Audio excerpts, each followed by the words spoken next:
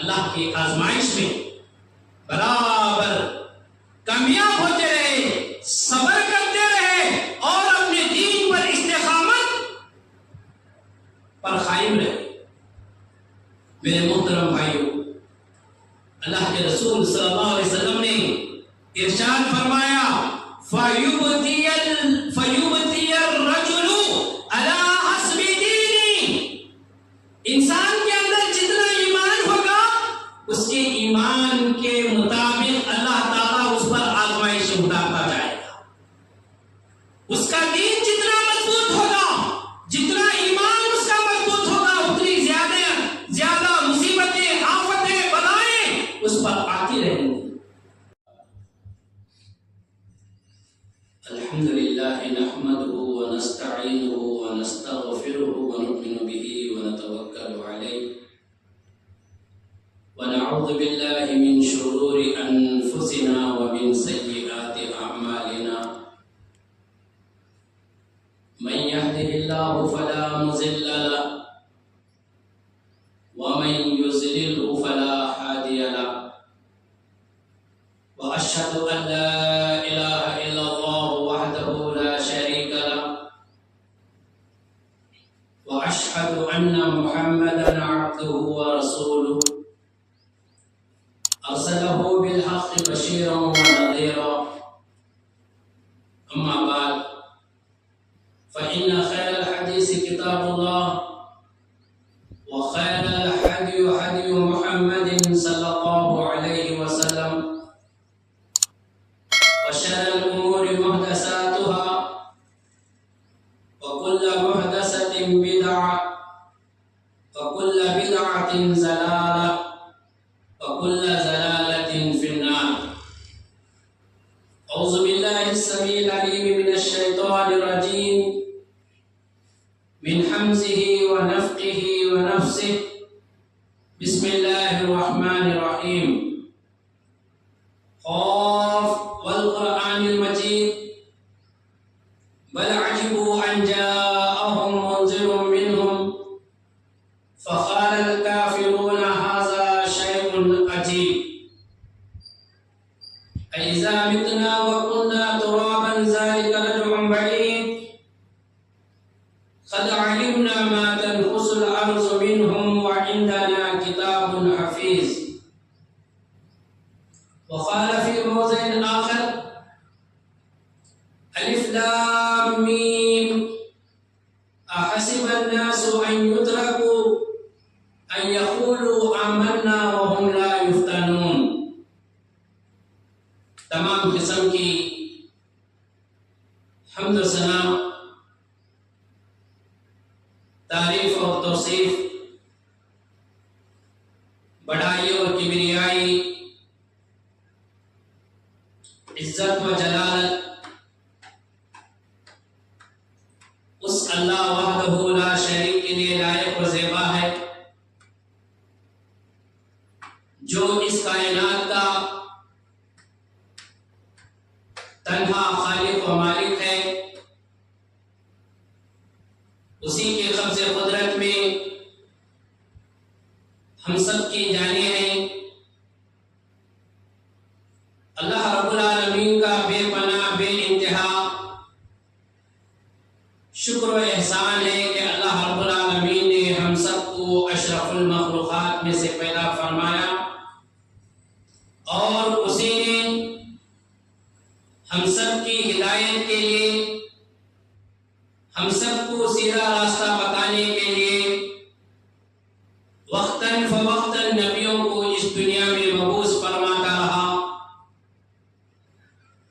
درود و سلام ہو جو تمام انبیاء کرام پر،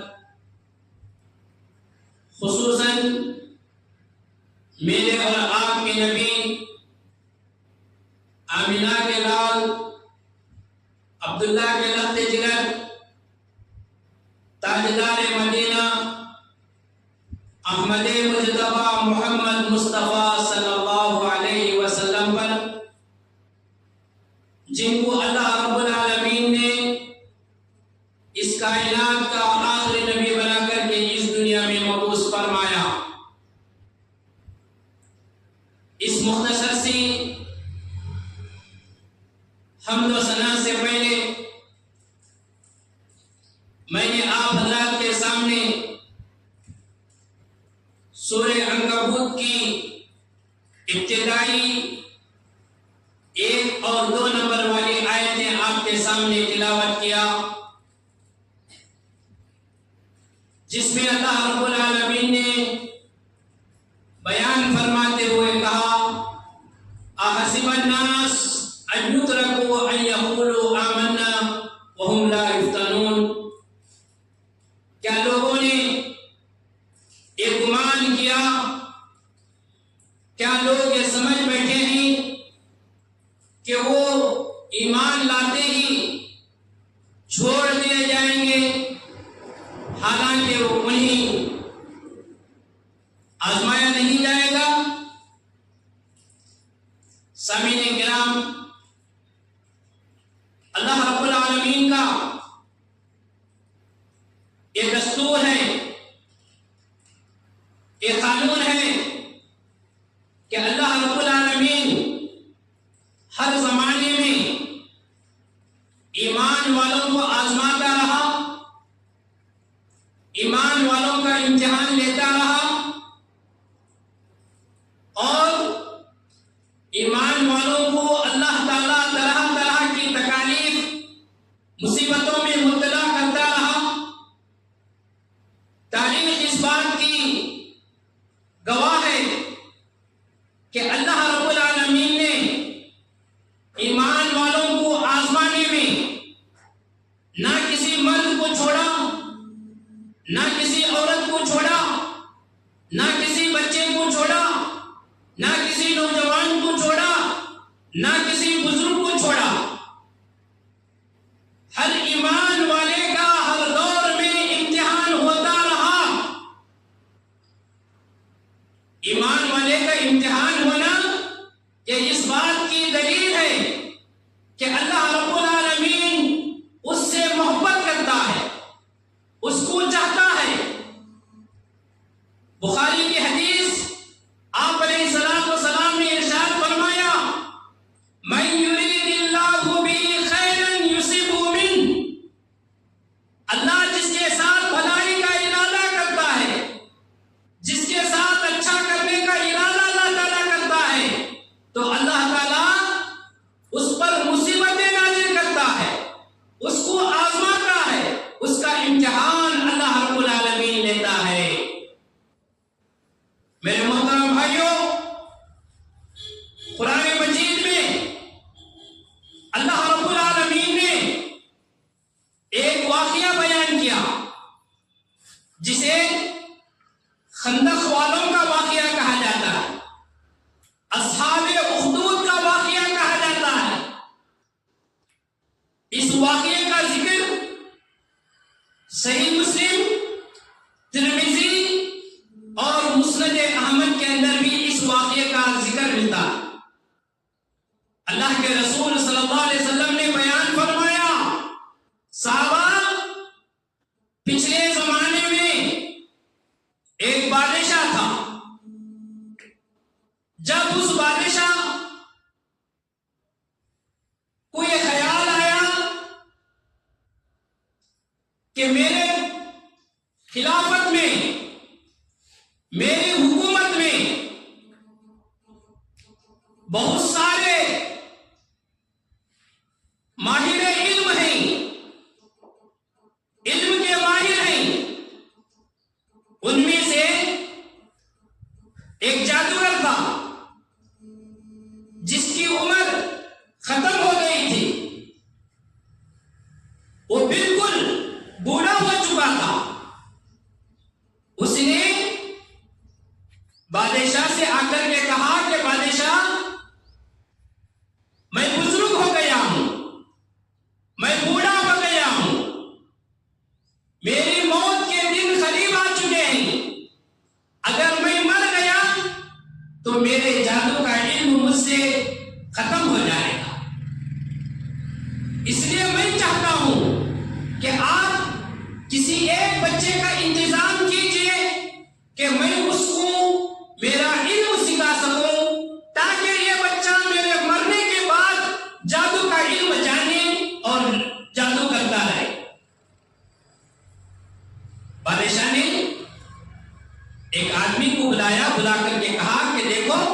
تمہارے بیٹے کو کل سے اس بزرگ جادوگر کے پاس بھیجو تاکہ وہ بچہ تمہارا لڑکا اس بزرگ جادوگر کے پاس جادو کا علم سیکھ سکے۔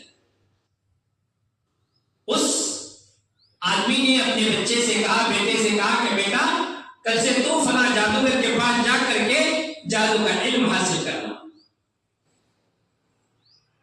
بیٹا روز جادوگر کے پاس جاتا اور جادو کا علم سیکھتا۔ راستے میں ایک راہب کا گھر تھا، ایک عابد کا گھر تھا۔ بچہ روز جب اس کے گھر کے پاس سے گزرتا تو راہب کے پاس جاتا، راہب کا تھوڑا علم سیکھتا، پھر جادوگر کے پاس جاتا، پھر جادوگر کا علم سیکھتا، گھر کو جاتے وقت پھر راہب کے پاس جاتا، جا کر کے پھر راہب کا علم سیکھتا۔ یہ سلسلہ چلتا رہا۔ جب جادوگر کے پاس سے گھر کو جانے کے لیے نکلتا، راستے میں راہب کے پاس علم سیکھتا، بعد میں گھر جاتا تو گھر والے پوچھتے کہ آج تاخیر کیوں ہو گئی، آنے میں دیر کیوں لگی۔ پھر جادوگر کے پاس جاتے جاتے راستے میں راہب کا علم سیکھتا، جادوگر کے پاس جاتا تو جادوگر پوچھتا کہ آج آنے میں تاخیر کیوں ہوئی۔ تو اس معاملے کو اس بچے نے راہب کے سامنے رکھا، کہا کہ جب میں علم سیکھ کر کے جادوگر کے پاس جاتا ہوں تو جادوگر مجھ سے پوچھتا ہے کہ آنے میں دیر کیوں ہو گئی۔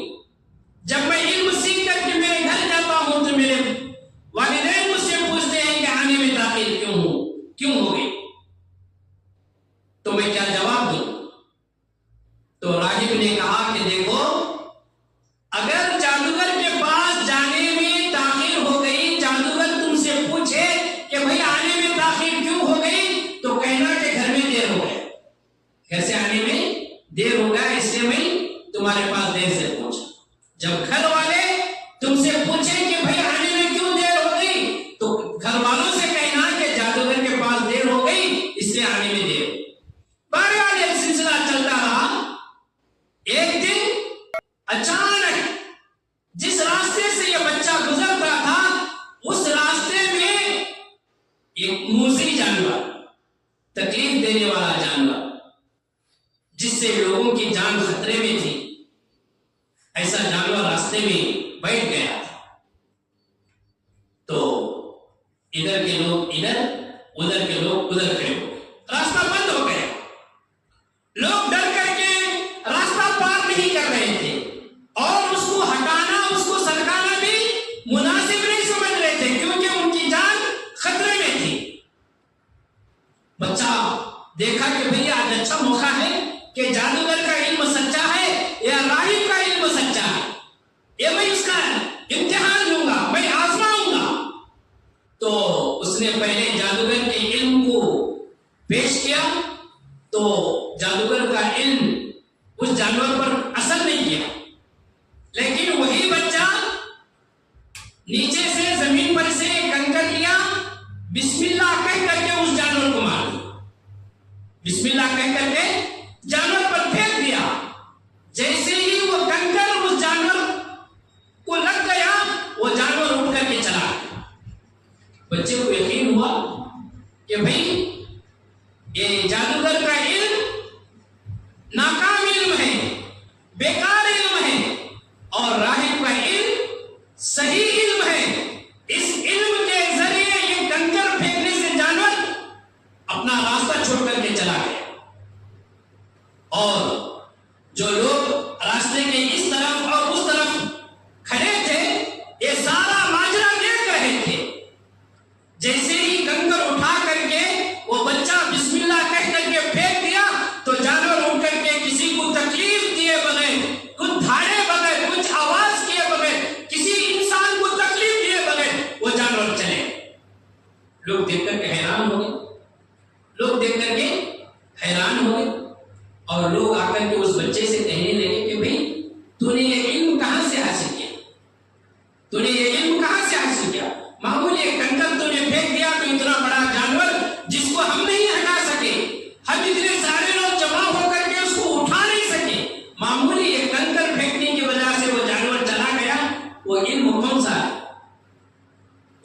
بادشاہ کہنے لگا کہ دیکھو یہ علم میں فلاں راہب کے پاس سے حاصل کرتا ہوں، لیکن یہ جو جانور اٹھ کر کے چلا گیا اس میں میری کوئی کرامت نہیں ہے، میرا کوئی اس میں بڑا رول نہیں ہے، میں اللہ کا نام لے کر کے اس جانور پر مارا تو اللہ کے نام لے کر کے مارنے سے وہ جانور اٹھ کر کے چلا۔ لوگ پوچھنے لگے کہ اللہ کون ہے، اللہ کون ہے؟ تو بچہ کہنے لگا کہ اللہ تمہارا اور میرا معبود ہے، میرا اور تمہارا خالق ہے، وہی مصیبتیں اتارنے والا ہے، وہی مصیبتیں دور کرنے والا ہے، بیماری دینے والا وہی ہے، بیماروں کو شفا دینے والا اللہ۔ یہ کہنا تھا، لوگ اس بچے پر ایمان لائے، اس بچے پر ایمان لائے۔ دھیرے دھیرے دن گزرتا گیا، وہ بچہ اندھوں کے آنکھ پر ہاتھ رکھ کر کے بسم اللہ کہتا تو اندھوں کی اندھاری چلی جاتی اور ان کے آنکھوں میں بینائی شروع ہو جائے، روشنی شروع ہو جائے۔ اندھا بچہ بھی اس بچے کے ہاتھ رکھ کر کے بسم اللہ کہنے سے اندھا بچہ بھی اچھا ہو جاتا۔ برس کی بیماری والا اگر اس کے برس کی بیماری پر یہ بچہ ہاتھ رکھ کر کے بسم اللہ کہہ کر کے ہاتھ پھراتا تو برس کی بیماری والا ٹھیک ہو جاتا۔ گاؤں میں چرچا شروع ہو گئی کہ فلاں بچہ فلاں بیماری کو دور کر رہا ہے، فلاں بیماری کو دور کر رہا ہے، اندھوں کو اچھا کر رہا ہے، برس کی بیماری والوں کو اچھا کر رہا ہے۔ گاؤں میں چرچا شروع، جو بھی مریض ان کے پاس آتا، اس بچے کے پاس آتا تو وہ بچہ مریض سے کہتا تھا کہ دیکھو بھائی میں اچھا نہیں کر رہا ہوں، اللہ تعالیٰ اچھا کر رہا ہے، شفا اللہ دے رہا ہے، تمہارے آنکھوں میں بینائی اللہ پیدا کر رہا ہے، تمہاری بیماری کو اللہ دور کر رہا ہے۔ تو ایسا کہہ کر کے بچہ اپنی دعوت کے کام کو آگے بڑھاتا ہے۔ گاؤں میں اس بچے کا اور اس بچے کے ایمان کا چرچا کافی شور و گل کے ساتھ زیادہ تیزی کے ساتھ ہونے لگا۔ بات پہنچتے پہنچتے بادشاہ کے دربار میں پہنچ گئی کہ جس بچے کو تم جادو سیکھنے کے لیے اس بوڑھے کے پاس بھیجتے تھے وہی بچہ آج ایمان لا چکا ہے اور اس کی وجہ سے کئی ایک لوگ ایمان لا چکے۔ بادشاہ بچے کو بلایا، بلا کر کے کہنے لگا کہ بھئی اللہ کون ہے؟ وہ کہنے لگا کہ بادشاہ میرا اور تمہارا اللہ، تمہارا اور میرا معبود اللہ رب العالمین ہے، میری اور تمہاری جان اللہ کے ہاتھ میں ہے، اللہ بیماروں کو شفا دیتا ہے۔ تو بادشاہ کہنے لگا کہ ہاں میں ہی وہ اللہ ہوں، میں ہی وہ اللہ ہوں جو میں چاہا تو کسی کو مار سکتا ہوں، کسی کو چھوڑ سکتا ہوں۔ بچہ کہنے لگا کہ نہیں بادشاہ تم اللہ کیسے بن سکتے ہو، تمہارا اور میرا اللہ آسمانوں پر ہے، عرش پر ہے۔ یہ بچہ دعوت دینے لگا تو بادشاہ سمجھ گیا کہ یہ بچہ ایمان لا چکا ہے، اللہ کو ایک اللہ کا اقرار کر چکا ہے، اگر یہ بچہ زندہ رہا تو سارے میرے رعایا میرے دشمن بن جائے گی، میرے خلاف آواز اٹھانے لگے گی۔ یہ سوچ کر کے بادشاہ چند لوگوں کو بلایا، بلا کر کے کہا کہ اس بچے کو ہمارے گاؤں کے پہاڑ پر لے جاؤ اور اس پہاڑ کی بلندی پر پہنچ کر کے اس بچے کو ڈھکل دو تاکہ بچہ ختم ہو جائے اور ایمان بھی ختم ہو جائے اور دب جائے۔ اور ایمان لانے والے یہ سوچیں کہ ایمان لانے والوں کا کیا نتیجہ ہوتا ہے، بادشاہ ایمان والوں کو کیا سزا دیتا ہے، لوگوں کو بھی معلوم پڑ جائے۔ لوگ اس بچے کو بلا لے کر کے پہاڑ پر پہنچے، جب بلندی پر پہنچے تو وہ لوگ سارے لوگ ملا کر کے اس بچے کو پہاڑ پر سے دھکیلنا چاہ رہے تھے، لیکن اچانک ایسے ہوا کہ وہ سارے کے سارے لوگ پیر پھسل کر کے گر گئے، وہ بچہ صحیح سلامت پہاڑ پر سے اتر کر کے بادشاہ کے دربار پہنچ گئے۔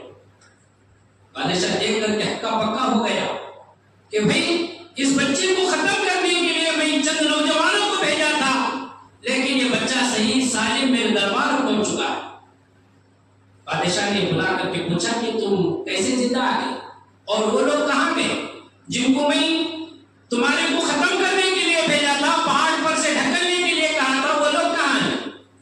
بچہ کہنے لگا کہ بادشاہ وہ پہاڑ پر سے گر کر کے مر گئے، میں زندہ صحیح سلامت تمہارے پاس آیا۔ بادشاہ پھر چند لوگوں کو بلایا، بلا کر کے کہا کہ اس کو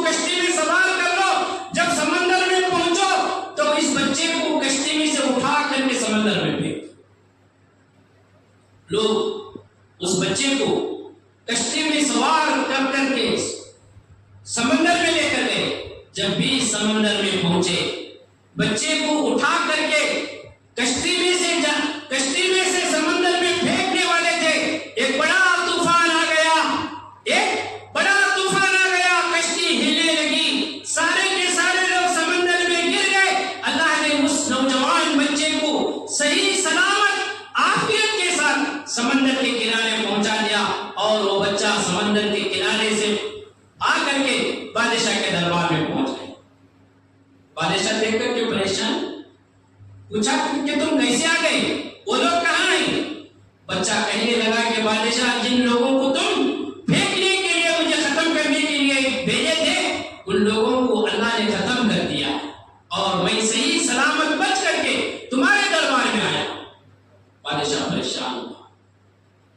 پریشان پہاڑ پر سے پھینکنے کی جو تدبیر تھی، پلان تھا، وہ بھی فیل ہو گیا. سمندر میں پھینکنے کا پلان یہ بھی فیل ہو گیا.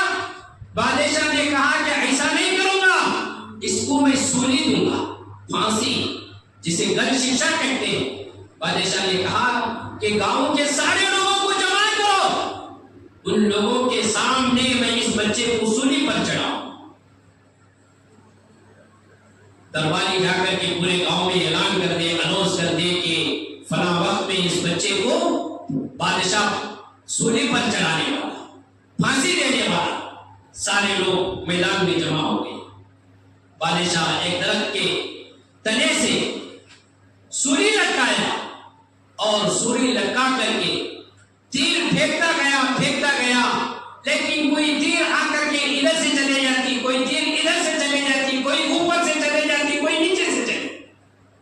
بادشاہ پریشان، لوگ سارا ماجرا دیکھ رہے ہیں کہ بادشاہ جتنی تیریں چلا رہا ہے وہ ساری تیریں ناکام ہو رہی ہیں، فیل ہو رہی ہیں. بچہ آخرکار بادشاہ سے کہنے لگا کہ بادشاہ، یہ میری تیر لو.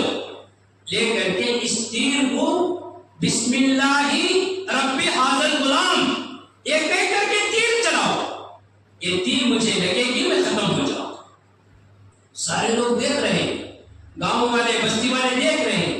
بچہ بادشاہ سے کہہ رہا ہے کہ بادشاہ، تم 1 نہیں 10 نہیں 100 تیر مارو گے، جب بھی وہ تیر مجھے نہیں لگے گی، یہ تیر لو اور ایک کہہ کر کے مارو، بسم اللہ رب ھذا الغلام، یہ کہہ کر کے مارو، تیر مجھے لگے گی میں ختم ہو جاؤں.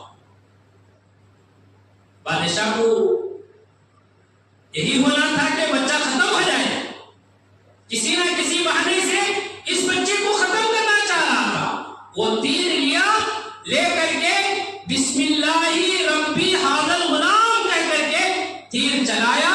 وہ تیر آئی، حلق میں لگی، اور وہ بچہ انتقال ہو گیا، شہید ہو گیا.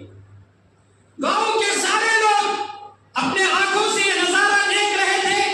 جیسے ہی بادشاہ ایک دعا پڑھ کر کے تیر چلایا، وہ تیر بچے کو لگی، بچہ ختم ہو گیا. پورے میدان میں گراؤنڈ سے کلمہ پڑھنے کی آواز آنے لگی، اور سارے لوگ کہنے لگے آمنا باللہ، ہم اللہ پر ایمان لائے.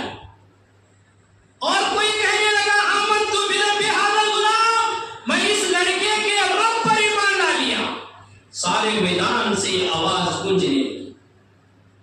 بادشاہ افسوس کرنے لگا کہ میں اس بچے کو اس لیے قتل کرنا چاہ رہا تھا تاکہ ایمان والے ختم ہو جائیں، ایمان کا سلسلہ ختم ہو جائے. لیکن یہ بچہ تو چلا گیا، لیکن جاتے جاتے ایمان والوں کی تعداد کو بڑھا کر کے چلا، ایمان لانے والے بڑھ گئے. تو بادشاہ سوچنے کے بعد رعایا میں وزیروں کو بلا کر کے کہا کہ دیکھو، ایک بڑا خندق کھودو، بڑا گڑھا کھودو، اور اس گڑھے کے اندر آگ سلگاؤ. اس گاؤں کے اندر جتنے لوگ ایمان والے ہیں، ایمان لا چکے ہیں، رب کو مان رہے ہیں، ان سارے لوگوں کو اٹھا کر کے آگ میں پھینک دو. یہ واقعہ قرآن مجید کے اندر بھی موجود ہے، اور صحیح مسلم ترمذی، مسند احمد، یہ 3 حدیث کی کتابوں میں یہ واقعہ موجود ہے۔ بادشاہ کے کہنے کے مطابق، اس کے آرڈر کے مطابق بڑا گڑھا کھودا گیا، خندق کھودی گئی، خندق کے اندر آگ سلگائی گئی، اور اس وقت جو لوگ ایمان لا چکے تھے، مسلمان بن چکے تھے، مومن بن چکے تھے، ایک اللہ کا اقرار کر چکے تھے، بادشاہ کے فوجی ان کو اٹھا کر کے آگ میں ڈالنے لگے، پھینکنے لگے۔ آپ ذرا تصور کیجیے، ایمان لانے کی وجہ سے آگ میں پھینکا جا رہا ہے، ان کی جان دی جا رہی ہے۔ آخر میں ایک ایسی عورت کا نمبر آیا جس کے گود میں ایک دودھ پینے والا بچہ تھا، شیرخوار بچہ تھا۔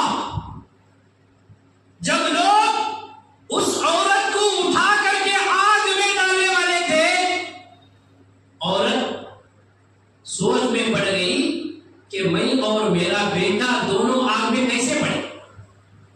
میں تو مرنے کے لیے تیار ہوں، لیکن میرا دودھ پیتے ہوئے بیٹے کو مرتے ہوئے میں کیسے دیکھ سکتی ہوں؟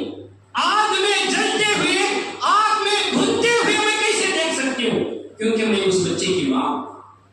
وہ سوچنے لگی کہ میں ایمان کو چھوڑوں تو بہتر ہوگا، میری جان بھی بچ جائے گی، میرے بچے کی جان بھی بچ جائے گی۔ اگر میں ایمان چھوڑ دوں گی، ایمان کا انکار کر دوں گی، کفر پر واپس آ جاؤں گی، تو میرے اور میرے بچے کی جان بچ جائے گی۔ یہ ابھی سوچ میں تھی، اللہ رب العالمین نے اس دودھ پینے والے بچے کو بولنے کی طاقت دی، گویائی کی قوت عطا کی۔ بچہ بولنے لگا، اے امی جان، کیا سوچ رہے ہو؟ کیا دنیا کی آگ کو ڈر کر کے ایمان کو چھوڑنا پسند کرتے ہو؟ اگر اس آگ سے ڈر کر کے تم اپنی جان بچاؤ گے، یاد رکھو کل قیامت کے دن اللہ تعالیٰ جہنم کی آگ میں تم کو پھینکے گا۔ اللہ تعالیٰ نے اس بچے کو بولنے کی طاقت دی۔ وہ بچہ جیسے ہی بولا، ماں اپنی ہوش سنبھالی اور اپنے دودھ پینے والے بچے کو لے کر کے آگ میں کود گئی۔ اللہ اکبر۔ میرے محترم بھائیوں، میری ماں اور بہنوں، غور کرو، یہ جو کچھ اس زمانے میں ظلم ہوا، مردوں پر، نوجوانوں پر، بوڑھوں پر، حتیٰ کہ دودھ پینے والے بچوں کو اٹھا کر کے بادشاہ نے آگ میں پھینکا دیا۔ کیا جرم تھا جی؟ کیا گناہ انہوں نے کیا تھا؟ کیا کسی کا گھر لوٹا تھا؟ کیا کسی کی جان انہوں نے لی تھی؟ کون سا غلط کام انہوں نے کیا تھا؟ کیا ان کے خاندان کو انہوں نے بدنام کیا تھا؟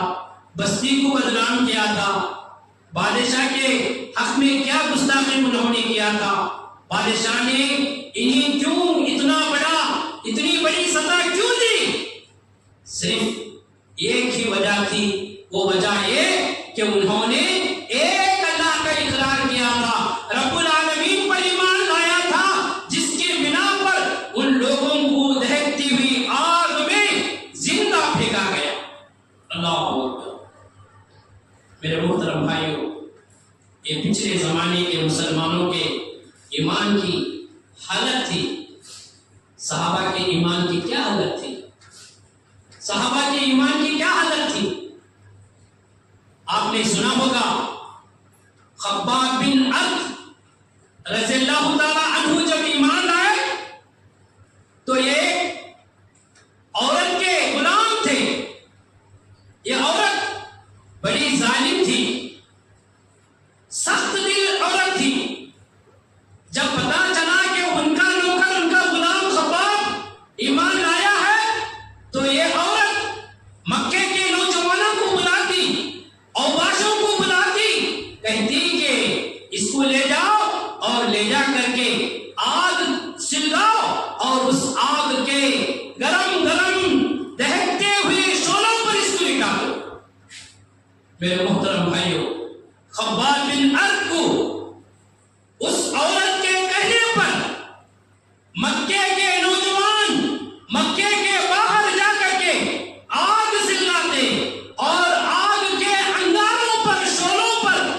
حضرت خباب کو لٹاتے اور لٹا کر کے کوئی ان پر کھڑے ہو جاتا، یا نہیں تو ایک بڑی چٹان یا بڑا پتھر لا کر کے خباب کے پیٹ پر رکھ دیا جاتا تاکہ خباب کروٹ نہ لے سکے، کروٹ نہ بدل سکے۔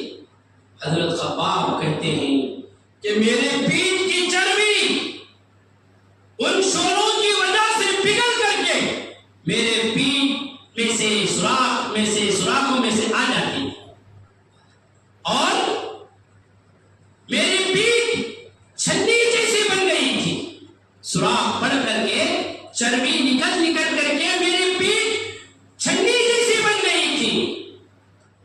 ظلم اتنا ہوا کہ دوپہر کے وقت کڑی دھوپ میں، سخت دھوپ میں حضرت خباب اللہ کے رسول صلی اللہ علیہ وسلم کو ڈھونڈتے ہوئے نکلتے ہیں، ڈھونڈتے ہوئے کعبۃ اللہ کے اندر داخل ہوتے ہیں تو کیا دیکھتے ہیں کہ اللہ کے رسول صلی اللہ علیہ وسلم کعبۃ اللہ کی دیوار سے ٹیک لگائے ہوئے بیٹھے، آ کر کے کہتے ہیں اے اللہ کے رسول صلی اللہ علیہ وسلم، مصیبتیں زیادہ ہو گئی، امتحانات زیادہ ہو گئے، آزمائشیں زیادہ ہو گئی،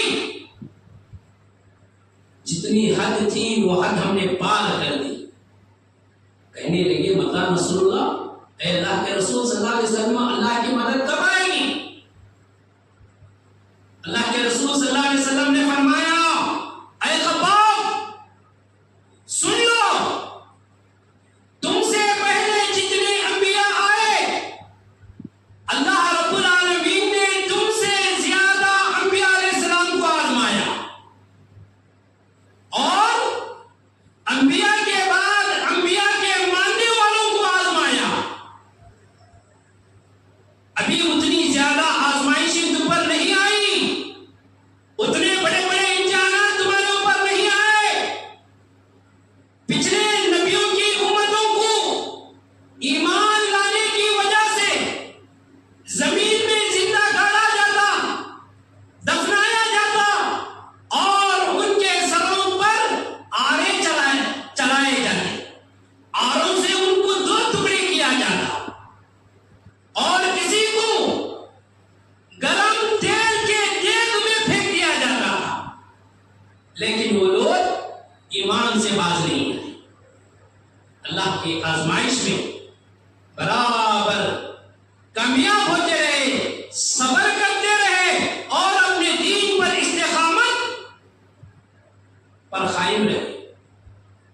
میرے محترم بھائیوں، اللہ کے رسول صلی اللہ علیہ وسلم نے ارشاد فرمایا فَيُبْتِيَ الرَّجُلُ عَلَىٰ حَسْبِ دِينِهِ، انسان کے اندر جتنا ایمان ہوگا اس کے ایمان کے مطابق اللہ تعالیٰ اس پر آزمائش اتارتا جائے گا۔ اس کا دین جتنا مضبوط ہوگا، جتنا ایمان اس کا مضبوط ہوگا، اتنی زیادہ مصیبتیں، آفتیں، بلائیں اس پر آتی رہیں گی۔ مجھے اور آپ کو کرنا کیا ہے؟ اگر ایمان کی حالت میں مصیبت آئے، تکلیف آئے، پریشانی آئے، مصیبتوں پر مصیبتیں، ایک مصیبت ختم ابھی نہیں ہوئی، دوسری مصیبت آ گئی، ایک آفت ختم نہیں، دوسری آفت آ گئی، تو مجھے اور آپ کو کیا کرنا ہے؟ کسی بابا کے پاس بھاگ کر کے نہیں جانا، تعویذ گنڈوں والوں کے پاس نہیں جانا، لیمو اور ناریل والوں کے پاس نہیں جانا، کسی مزار والے کے پاس جا کر کے اپنے ماتھے اور پہچانے کو نہیں دیکھنا، اپنے ایمان کو کمزور نہیں کرنا، مصیبت کے بدلے اپنے ایمان کا سودا نہیں کرنا۔ کرنا کیا ہے؟ صبر کریں، صبر کریں۔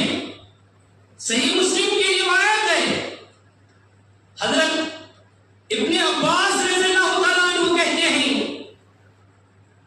صحیح مسلم کی روایت، حدیث کے راوی ابن عباس رضی اللہ تعالیٰ عنہ ہیں، وہ کہتے ہیں کہ اللہ کے رسول صلی اللہ علیہ وسلم کی خدمت میں ایک عورت آئی، صحابیہ ہیں، ایک عورت آئی جس کو مرگی کی بیماری کی شکایت ہے۔ مرگی کی بیماری بولے تو کیا؟ پھیپڑی کی شکایت تھی. وہ بیماری والی عورت اللہ کے رسول کے پاس آئی اور آ کر کے کہنے لگی کہ اللہ کے رسول صلی اللہ علیہ وسلم مجھے مرگی کی بیماری ہے, پھیپڑی کی شکایت ہے, آپ اللہ سے دعا کیجئے کہ اللہ مجھے شفا دے. یہ درخواست اس نے اللہ کے نبی سے. اللہ کے رسول صلی اللہ علیہ وسلم نے کہا کہ عورت ٹھیک ہے, اگر میں اللہ سے دعا کروں گا تو اللہ تجھے شفا دے گا, بیماری دور کرے گا. نہیں, اگر تو تیری بیماری پر صبر کرے گی تو اللہ تعالیٰ تجھے جنت دے گا. تجھے کیا چاہیے؟ اللہ کے رسول نے کہا فَإِن صَبَرْتِ فَلَكِ الْجَنَّةُ. اے خاتون, اے عورت, اگر تو صبر کرے گی تو اس کے بدلے اللہ تجھے جنت دے گا. اگر میں دعا کروں گا کہ اللہ تعالیٰ اس عورت کی بیماری کو ختم کر دے تو اللہ تجھے شفاعت دے گا, یہ بیماری ہمیشہ کے لیے ختم ہو جائے. تجھے بیماری اچھی ہونا ہے یا صبر کرنے پر جنت ملنا ہے, تو کیا چاہتی ہے؟ تو اس نے کہا اللہ کے رسول اصبروا, میں صبر کروں گی, بیماری پر صبر کروں گی, میں دنیا کی تکلیف کو برداشت کر لوں گی, لیکن مجھے آخرت میں جنت چاہیے. میں جنت میں جانا چاہتی ہوں اللہ کے رسول. میں دنیا کی 10 بیماریوں کو برداشت کروں گی, لیکن آخرت کے دن میں جنت میں رہنا چاہتی ہوں.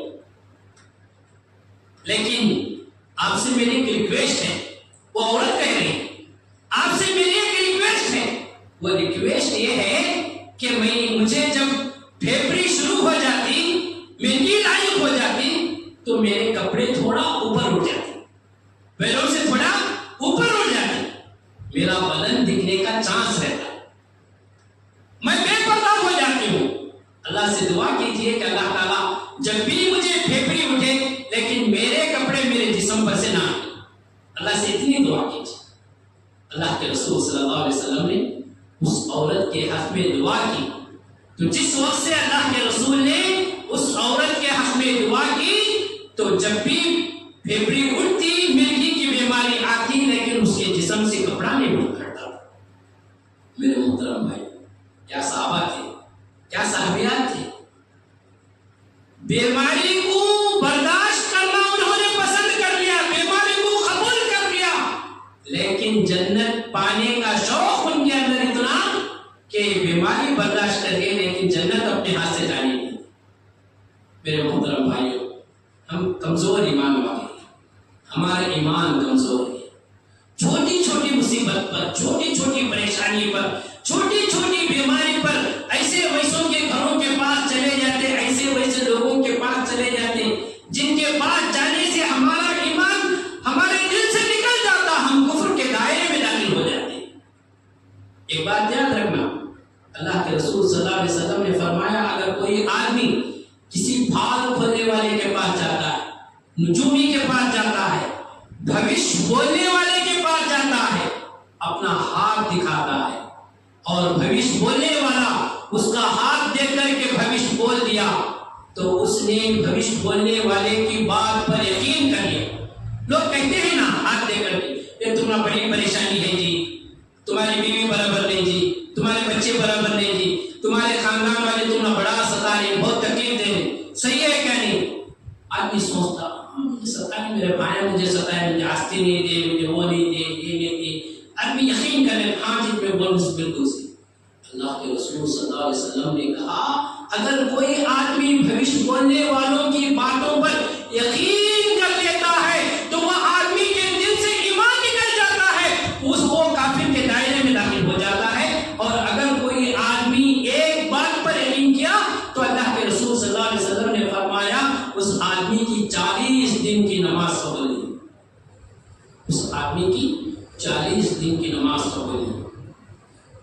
اس بیماری میں مردوں سے زیادہ عورتیں پھنسی ہوئی, گھروں کے پاس بھیک مانگنے والے آتے ہیں, فقیر کی شکل میں بڑے بڑے چھپے ڈالے کر کے, گلے میں منکے ڈالے کر کے, ہاتھ میں تسبیح لے کر کے, کنڈا پکڑ کر کے آتی, اور جاتے جاتے چپ بولتی, دیکھو ماں تمہارے گھر میں وہ ہے, تمہارے گھر میں یہ ہے, تم نہ اتنے لڑکے ہیں, تم نہ اتنے لڑکیاں ہیں, تمہارا شوہر ایسا ہے, تمہارا شوہر تمہارے گھر پر توجہ نہیں دیتا, تمہارے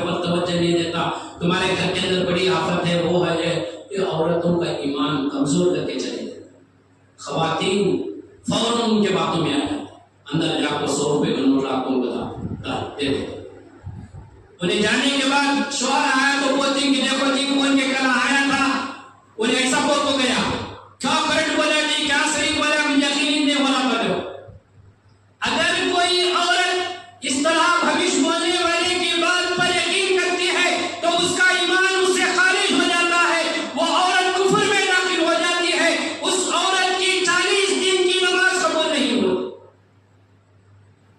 تو میرے محترم بھائیوں، میں یہ بات عرض کر رہا تھا کہ ایمان کے خاطر، اسلام کے خاطر ہمارے اسلاف، پچھلے انبیاء کی امتیں، خاص کر کے ہمارے صحابہ، اللہ کے نبی کریم صلی اللہ علیہ وسلم کے صحابہ، ایمان کے خاطر کتنی بڑی بڑی مصیبتوں کو برداشت کیا، کتنی بڑی بڑی آفتوں کو انہوں نے برداشت کیا، صبر کا مظاہرہ کیا، اپنے ایمان پر ثابت قدم رہے، جبھی جا کر کے اللہ رب العالمین نے ان کی تعریف کرتے ہوئے کہا فَإِنْ آمَنُوا بِمِثْلِ مَا آمَنْتُمْ فَقَدِ اهْتَدَوْا۔ اے ایمان والو، اگر تم صحابہ کے جیسا ایمان لاؤ گے جبھی تم ہدایت یافتہ ہوگے۔ ہمارا ایمان صحابہ کے جیسا ایمان ہونا، ایسا نہیں کہ زبان سے کلمہ پڑھ لے، اقرار کر کے تھوڑی تھوڑی مصیبتوں پر، تھوڑی تھوڑی پریشانیوں پر اللہ کو چھوڑ کر دوسروں کو پکارنے لگے، اللہ کے گھر کو چھوڑ کر کے دوسروں کے گھروں تک جانے لگے، دوسروں کی ڈھیریوں تک جانے لگے، تو ہم ایمان سے خارج ہو گئے، ہمارا ایمان پختہ نہیں ہے۔ اللہ کو ایسا ایمان پسند نہیں ہے، ایسے ایمان سے اللہ جنت دینے والا نہیں ہے۔ ایمان پر ثابت قدمی رہیں، ایمان قبول کرنے کی وجہ سے، ایک اللہ کو ماننے کی وجہ سے آپ کو زندگی میں کتنی بھی تکلیفیں آئیں آپ اس کو برداشت کیجیے، اللہ اس کے بدلے قیامت کے دن آپ کو جنت عطا کرے، آپ کو نبیوں کے ساتھ، شہداء کے ساتھ، صالحین کے ساتھ اللہ تعالیٰ اٹھائے گا، اور قیامت کے دن جنت میں اللہ کا دیدار آپ کو نصیب ہو۔ تو میرے محترم بھائیوں، کہنے کا مطلب یہی ہے کہ ایمان لانے کے بعد آزمائشیں آئیں گی، اللہ امتحانات لیتا رہے گا، آزمائشیں ہر طرح کی ہوں گی، کبھی آپ کو خسارہ ہو جائے گا، بزنس میں لاس ہو جائے گا، کھیتی باڑی میں آپ کو نقصان ہوگا، بیوی بچے بیمار ہو جائیں گے، آپ کی کمائی ہوئی محنت کی کمائی کبھی نقصان ہو جائے گی، چلے جائے گی، آپ کے گھروں پر جادو ہو جائے گا، لوگ آپ کو ستائیں گے، آپ کو پریشان کریں گے، آپ کو طرح طرح سے اللہ تعالیٰ آزمائے گا۔ یہ اللہ کا قانون ہے، اللہ تعالیٰ ایمان والوں کو آزماتا ہے، جیسے جیسے آزمائش آپ پر آتے رہے گی آپ اتنا قریب اللہ کے قریب ہو جائیں، آپ اللہ کے محبوب بندے بن جائیں گے، اللہ کے پاس آپ کی قدر و منزلت بڑھ جائے گی۔ تو بہرحال آج کے جمعہ کا خلاصہ یہی ہے کہ ایمان لانے کے بعد، توحید کو اپنانے کے بعد، اس راستے میں جتنی تکلیفیں، مصیبتیں، پریشانیاں، آفتیں آئیں گی اس کو آپ برداشت کریں، اس پر صبر کریں، استقامت کو اختیار کریں، ایک اللہ سے مدد مانگیں، اللہ کے در کو کبھی ہاتھ سے نہ چھوڑیں، اللہ پر بھروسہ رکھیں، ایمان رکھیں، اللہ تعالیٰ ہی مصیبتیں اتارنے والا ہے، اللہ ہی مصیبتوں کو دور کرنے والا ہے۔ اللہ رب العالمین سے دعا ہے اللہ رب العالمین مجھے اور آپ کو بلکہ کائنات کے سارے مسلمانوں کو اللہ تعالیٰ ہر ایک کو اپنے اپنے ایمان پر ثابت قدم رہنے کی اللہ تعالیٰ ہم تمام کو توفیق عطا فرمائے، اور اللہ رب العالمین جو بھی مشکلیں، پریشانیاں، آفتیں آتی رہیں گی اس پر صبر کرنے کی اللہ تعالیٰ ہم تمام کو توفیق عطا